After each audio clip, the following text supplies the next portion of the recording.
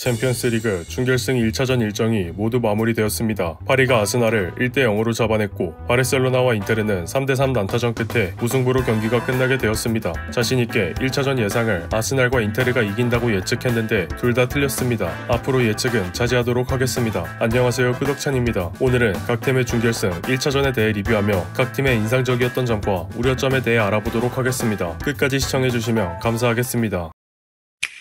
아스날은 이번 1차전에서 유일하게 패배하며 파티의 공백을 뼈저리게 느끼게 되었습니다. 나름대로 준비해온 전방 압박도 잘했고 경기가 안 풀리며 세트피스를 유도하는 아스날 특유의 경기력이 잘 보였던 것 같습니다. 그럼에도 몇 가지 아쉬운 부분이 느껴졌는데 첫 번째로 파티의 불필요한 경고 누적으로 인한 결장으로 선발 라인업에 변화가 있었던 것입니다. 라이스가 파티의 빈자리를 메우려 낮은 위치로 내려갔고 메리노가 라이스의 포지션을 메우긴 했지만 기동력과 스위칭에서 너무 아쉬운 모습만을 남겼습니다. 두 번째는 메리노의 공백으로 인한 트로사르 선발입니다. 이전 영상에서 말씀드린 메리노 톱, 은하네리 선발과 연결됩니다. 아스날이 모든 공격을 성공적으로 잘 풀어나갈 수는 없습니다. 원인이 무엇이든 준비한 공격 플랜이 먹히지 않으면 결국 딸깍으로 해결을 해야 합니다. 그걸 하기 위해 중앙 공격수는 수비수들과 몸싸움을 하며 공을 받으면 좌우 윙을 향해 패스해주거나 적당한 공간 확보를 해줘야 하는데 트로사르는 이에 적합한 체형이 아닙니다. 그렇다고 옛날의 테베즈처럼 몸싸움을 잘하는 게 아니기 때문에 기복이 있었던 트로사르보다 확실한 메리노를 공격에 박는 게 더 낫지 않았을까 하는 생각이 됩니다. 메리노의 빈자리에 은하네리가 서면 될 일이라고 생각하는 건 아직도 변함이 없습니다. 하지만 2차전에서 파티가 정상적으로 출전하기 때문에 스쿼드 불균형으로 인한 아쉬움은 더 이상 없지 않을까 싶습니다. 세 번째는 공격진의 전체적인 컨디션입니다. 특히 마르티넬리가 많이 아쉬웠는데 공격 시에 지나치게 신중하지 않았나라는 생각이 듭니다. 파리의 선수들은 대부분 기동력이 굉장히 빠릅니다. 그래서 마킹이 따라붙기 전에 빠르게 공을 돌려야 하는데 공을 받으면 드리블을 하기 위해 세팅을 해버리니 마르티넬리는 마르티넬리대로 상대 수비에 막혀버리고 트로사르도 메리노도 같이 할 게 없어지는 결과로 다가왔습니다. 트로사르라고 다를 건 없었습니다. 트로사르가 공을 잡자마자 메리노가 뒤로 빠져서 연계를 준비합니다. 중앙에 메리노를 통해 슈팅을 한다면 슈팅각이 넓기 때문에 득점 확률이 높아지는데 트로사르는 측면에서 정말 넣기 힘든 슈팅을 시도합니다. 결국 공격을 마무리 지어야 할 공격수들이 뻔한 공격을 하니 파리 입장에서 수비에 편함이 있지 않았을까 생각합니다. 2차전에서는 그래도 개선된 모습이길 기대해봅니다.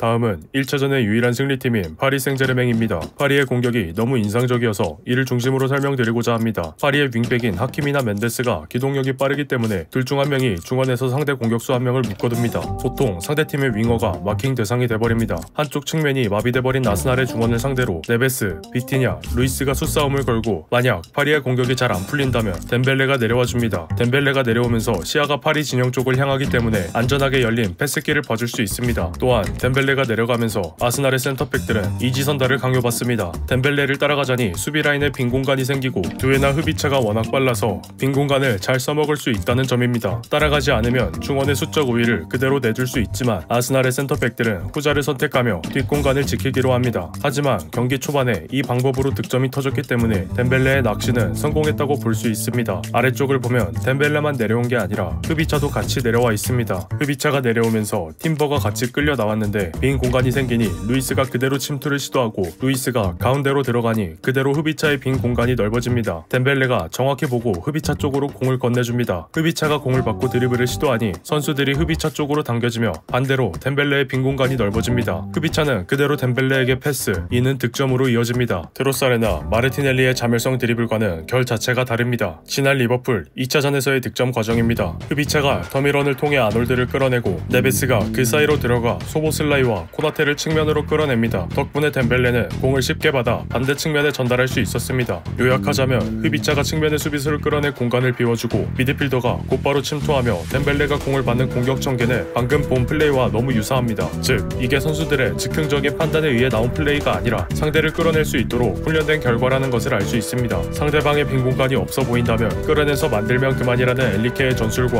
득점도 중요하지만 상대방의 단단한 방패를 먼저 벗겨내는 흐비차와 덴벨레의 영리한 축구 지능은 아스날의 단단한 수비를 뚫기에 부족함이 없었습니다. 덴벨레가 부상으로 교체되긴 했으나 심각한 수준은 아니라 하며 2차전에는 복귀가 가능할 것으로 보입니다.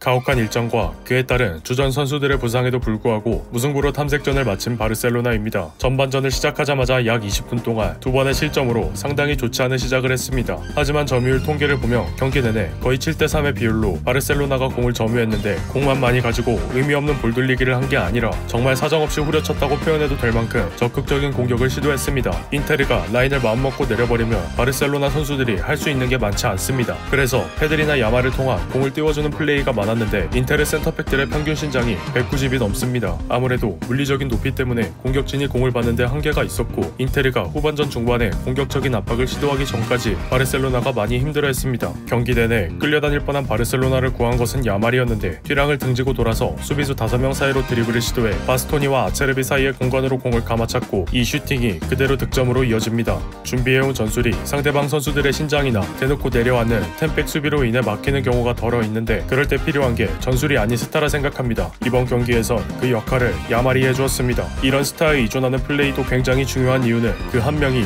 여러 명을 자신에게로 끌어당기기 때문입니다. 이 장면도 야말의 드리블에 수비수들의 시선이 집중되니 점점 공간이 나는 선수가 생기는 것을 볼 수 있습니다. 페드리와 하피냐, 페란 토레스의 득점도 빼놓을 수 없는데 하피냐가 페드리가 공을 잡은과 동시에 침투를 시작합니다. 하피냐를 따라 들어가는 인테르의 수비수의 키가 무려 196입니다. 하피냐는 물리적으로 싸워서 제공권을 가져올 방법이 없으니 애초부터 조금 떨어져서 공을 받는 것을 선택한 것 같습니다. 그러나 골대와 떨어진 만큼 하피냐의 슈팅 각이 없는 상황이었고 페란 토레스가 이를 정확히 캐치하며 아체르비의 뒤로 돌아가 하피냐가 헤더로 떨궈주는 공을 받아 득점에 성공합니다. 바르셀로나의 멋진 득점만큼 아쉬웠던 부분들은 세트피스 수비입니다. 둠프리스의 첫 번째 득점 장면입니다. 인테르 선수들의 신장이 워낙 크다 보니 높이라는 측면에서 본다면 상대적으로 불리할 수밖에 없는데 키 큰 선수들을 밀어낸다고 정작 침투하는 둠프리스를 막지 못했습니다. 결국 제공권을 장악한 아체르비는 헤더 패스로 둠프리스에게 전달, 둠프리스는 멋진 바이시클 킥으로 득점에 성공합니다. 세 번째 실점도 마찬가지입니다. 코너킥 상황에서 높이가 가장 높은 비색 선수에게 정신이 팔려 뒤에 따라오는 둠프리스를 제대로 마킹하지 못했고 그대로 헤더 실점으로 이어집니다. 장신 선수의 마킹 실패, 둠프리스의 득점으로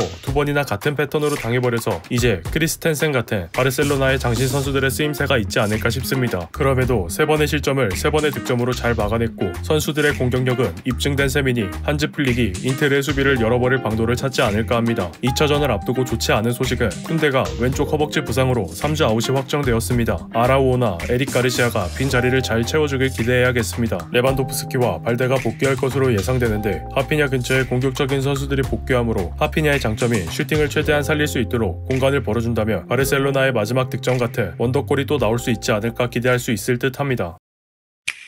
인테르는 효율적인 축구가 뭔지 제대로 보여줬습니다. 경기 시작 1분도 지나지 않은 이른 시간에 튀랑의 기습적인 백힐 득점으로 기분 좋게 경기를 시작했습니다. 하지만 이건 득점의 마지막 장면일 뿐이고 운빨이 아니라는 걸 알기 위해 공격 상황 전체를 봐야 합니다. 라우타로와 튀랑이 중앙에서 공을 받아 바렐라에게 패스, 바렐라는 바로 우측면에 둠프리스에게 전달합니다. 둠프리스와 디마르코의 기동력이 굉장히 빨랐지만 쿤데가 디마르코와 비슷한 속도로 복귀하며 본인의 마크맨인 디마르코를 향한 패스를 차단합니다. 하지만 쿤데가 걷어낸 공이 뒤따라오던 바렐라에게 전달되었고 그대로 다시 둠프리스에게 패스, 튀랑의 득점으로 이어진 것이 전체적인 공격 과정입니다. 다시 둠프리스와 디마르코의 첫 번째 공격 시도를 보면 두 명만 공격을 하는 게 아니라 혹시 득점이 나지 않았을 때 후속 상황을 대비해 선수들이 뒤따라 올라오는 것을 볼 수 있습니다. 또 선수들이 한 번 이상의 터치를 하지 않습니다. 공을 받자마자 패스 주기 편한 쪽으로 돌려놓는 용도가 아니라면 즉시 다른 선수에게 패스를 주는데 인테르가 공격을 나오는 횟수와 점유율이 적다 보니 한 번의 공격 작업을 확실하게 끝내기 위해 가장 정확하고 빠른 패스 및 움직임을 선택하는 것 같았습니다. 인테르의 모든 득점에 관여한 둠프리스가 MOM이지만 둠프리스 개인에 대한 칭찬보다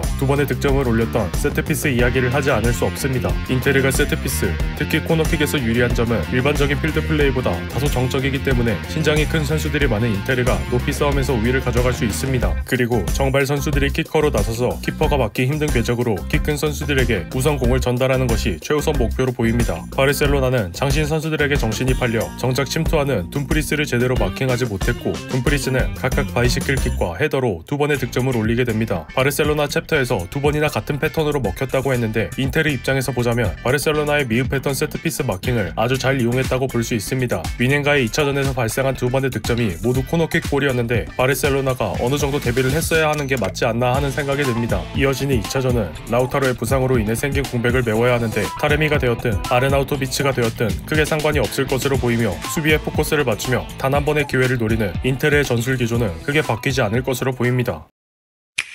챔피언스리그 4강쯤 되면 누가 우승해도 이상하지 않다고 생각합니다. 파리는 홈에서 아스날을 맞아 싸우게 되며 1차전을 이겼기 때문에 심리적 안정감과 동시에 주도권을 살린 조금 더 유리한 싸움을 하게 될 것 같습니다. 아스날은 파티가 돌아옵니다. 파티, 라이스, 웨데가르드로 이뤄진 중원과 메리노가 스트라이커로 활약하는 후반기 아스날의 팀 컬러가 2차전을 결정짓는 승부수가 될 것 같습니다. 바르셀로나는 하피냐가 슈팅 발고 애매했던 모습에 고민이 있을 것 같은데 레반도프스키와 발데가 2차전에 복귀해준다면 하피냐가 슈팅을 찰 만한 충분한 공간을 만들어줄 것이므로 바르셀로나의 왼쪽 공격진의 활약을 기대해도 좋을 것 같습니다. 인테르는 수비적인 축구를 하면서도 한 번의 기회를 놓치지 않고 둠프리스를 앞세워 기어이 3골을 기록했는데 모든 득점이 인테르의 장점인 역습과 세트피스라는 점에서 바르셀로나에게 크게 꿀리지 않는다는 것을 보여주었습니다. 결승전까지 4팀 모두 한 경기가 남았습니다. 최고의 축구를 준비하여 좋은 결과를 얻었으면 좋겠습니다. 오늘 영상은 여기까지입니다. 끝까지 시청해주신 분들께 감사의 말씀을 드립니다. 영상이 유익하셨다면 구독과 좋아요, 알림 설정까지 부탁드립니다.